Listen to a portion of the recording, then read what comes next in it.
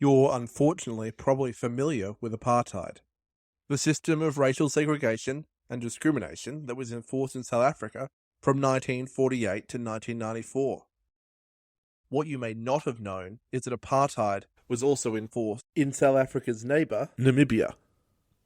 Namibia, then known as Southwest Africa, was a former German colony which was administered by South Africa due to a League of Nations mandate. When the National Party came to power in South Africa, they introduced the policies of apartheid, not just to South Africa, but to Namibia as well. The South African government cared little for the country of Namibia or its people, but they cared a great deal about its mineral wealth, which they were able to exploit while it was under their control.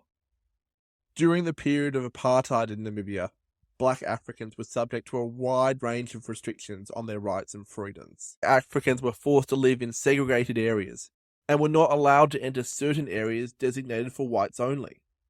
They were also denied access to certain services and amenities, such as hospitals and beaches. They also had a lack of political rights. Black Africans were denied the right to vote, and were not allowed to participate in the political process. They were also not allowed to form political parties or hold public meetings. They were required to carry passbooks, which controlled their movements and severely restricted their ability to travel. Thousands were forcibly removed from their homes and communities.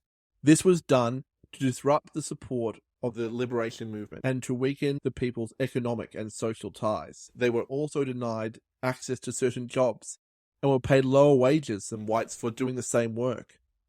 They were also denied the right to own land and were forced to work on white-owned farms. Their children were provided with an inferior education and were not allowed to attend the same schools as whites. These restrictions were part of the South African government's broader system of cultural segregation and discrimination, which aimed to maintain the white minority rule and suppress the black African majority. In the 1960s and 1970s, the Namibian people had enough.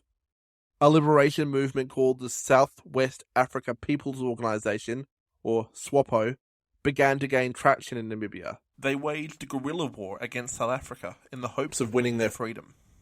They quickly gained international support, so much so that the United Nations even recognized SWAPO as the legitimate representatives of the Namibian people, infuriating the South African government. In 1988, South Africa and the United States, under the Reagan administration, negotiated a settlement to end the war and hold free and fair elections.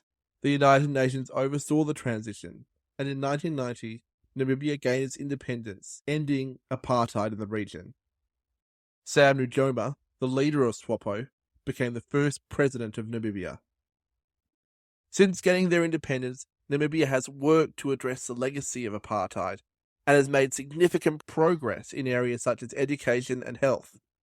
However, many Namibians still face economic and social challenges due to the legacy of the apartheid era, and poverty and inequality remain a major issue in the country.